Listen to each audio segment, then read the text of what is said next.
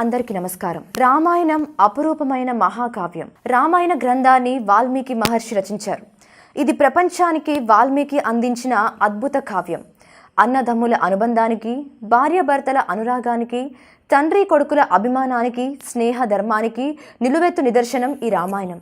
వాల్మీకి రాసిన ఈ రామాయణం అనేక మంది వ్యక్తుల చేత అనేక భాషలలో అనేక రకాలుగా ప్రచురితమైంది. అసలు ఏ మాత్రం ప్రమాదం జరగకుండా ఒక్కో కథలో ఒక నీతిని బోధించింది. సీత పుట్టుక రావణుడికి చేయడం అనే దాన్ని మనం వింటూనే ఉంటాం. నిజంగానే సీత రావణాసురుడికి పుట్టిందా? అసలు సీత రావణాసురుడికి ఏమవుతుంది? ఇలాంటి ప్రశ్నలకు చాలా వరకు సమాధానం దొరకదు. సీత లంకలో పుట్టడం ఏంటి? సీత జనకుని కూతురు కదా. మిథిల నగరంలో నాగలి దున్నుతూ ఉంటే సీత భూమిలో దొరికింది కదా. మరి సీత భూమిలోకి ఎలా వచ్చింది? భూమాత సీతను బంగారు పెట్టెలో పెట్టి జనక మహారాజుకి ఇచ్చింది కదా అని పురాణాలు చెప్తున్నాయి.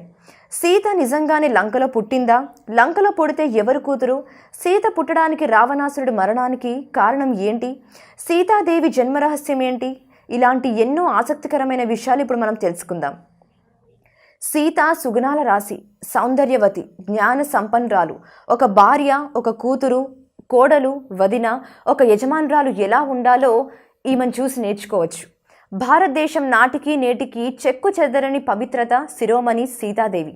జైన మతానికి సంబంధించిన సంగదాసు రాసిన అద్భుత రామాయణ కావ్యంలో సీతాదేవి లంకానగరంలో రావణాసురుడికి అతని భార్య మండోదరికి పుట్టిన సంతానం సీత. అలా మొదటి సంతానంలో కూతురు పుట్టగానే రావణుడు ఎంతగానో సంతోషించాడు. ఆమె జాతకం తెలుసుకోవాలని జ్యోతిష్య పండితుల్ని పిలిపించి జాతకం చూపించాడు. ఆ జాతకంలో తన కూతురు కారణంగా రావణాసురుడికి మరణం తప్పదని రాసుంది. కూతురు రూపంలో మరణం పుట్టిందని బాధపడ్డాడు. రావణుడు కూతురు పుట్టిన సంతోషం కొద్దిసేపు కూడా నిలవలేదు.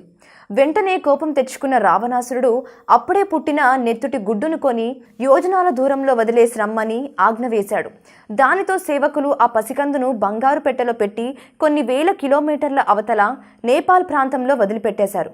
ఇక మృత్యువుని అంతం చేశానని, తనకి ఎవరితో ఎలాంటి ప్రాణాపాయం రాదని, ఇక మృత్యుపీడ లేదని రావణుడు అమితానందంతో ఉంటాడు. సీత రావణుడి కూతురుగా ఎందుకు పుట్టింది? రావణాసురుడి చావుకి సీత పుట్టుకు గల కారణం ఏంటి? గత జన్మలో సీతాదేవి ఎవరు? సీతకి రావణుడికి మధ్య విరోధం ఏంటి అనే విషయాలు తెలుసుకుందాం. నేపాల్ ప్రాంతంలోని మిథిలా నగరాన్ని పరిపాలిస్తున్నటువంటి జనక మహారాజుకి సంతానం కలగలేదు. సంతానం కోసం యజ్ఞాలు చేస్తూ బంగారు నాగలితో భూమిని దున్నుతున్నప్పుడు ఆ నాగలికి ఒక పెట్టె తగులుతుంది. ఆ పెట్టె తెరిచి చూడగా కాంతులతో మెరిసిపోతూ బోసి నవ్వుల పాపాయి కనిపిస్తుంది. దాన్ని చూసి జనకుడు ఆశ్చర్యపోతాడు. పిల్లలు లేని దానికి భూమాత ఈ పిల్లని ప్రసాదించిందని సంతోషపడ్డాడు.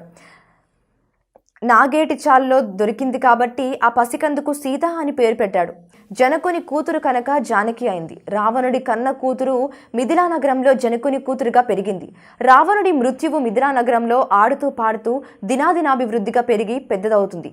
ఈ విషయం రావణాసురుడికి తెలీదు. తనకు మూల్లోకాల్లో మరణం లేదని, తనను చంపగలిగిన వాడు లేడని గర్వంతో ఉంటాడు. రావణుడు లోకకంటకుడైన దారుణాలు, దుర్మార్గాలు చేస్తూ లోకాలన్నీ కూడా పీడిస్తుంటాడు. సీతకు యుక్త వయసు రాగాన్ని పెళ్లి చేయాలని నిర్ణయించుకుంటాడు. శివధనుస్సును ఎత్తిన వారికి తన కుమార్తెను ఇచ్చి పెళ్లి చేస్తానని స్వయంవరం ప్రకటిస్తాడు. దేశ దేశాల నుంచి రాజులు, వీరులు వస్తారు. వారితో పాటు రాముడు, రావణాసుడు కూడా ఆ స్వయంవరానికి వస్తారు.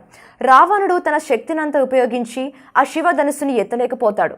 యుక్త వయసులో ఉన్న రావణుడు ధనుస్సును ఎత్తి ఒంటి చేత్తో నారసంధ్య ఇస్తాడు. దీనితో రాముడికి సీతతో వివాహం జరుగుతుంది.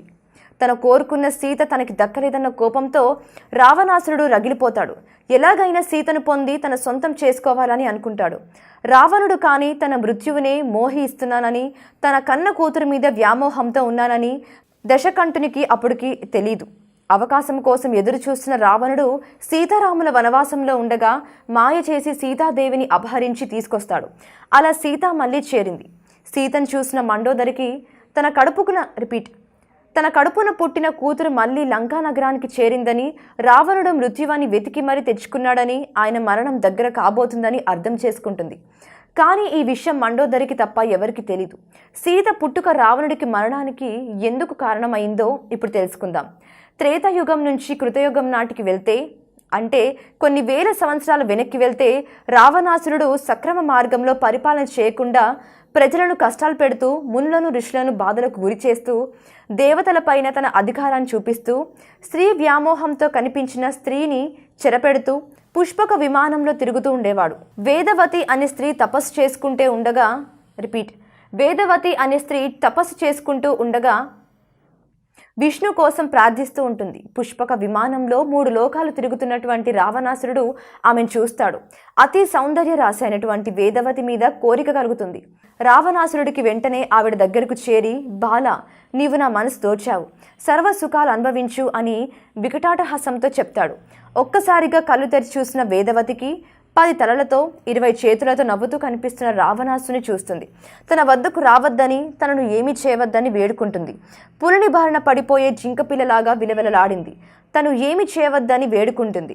కానీ రావణాసురుడు ఆమె మీద పడి బలవంతం చేయబోయాడు.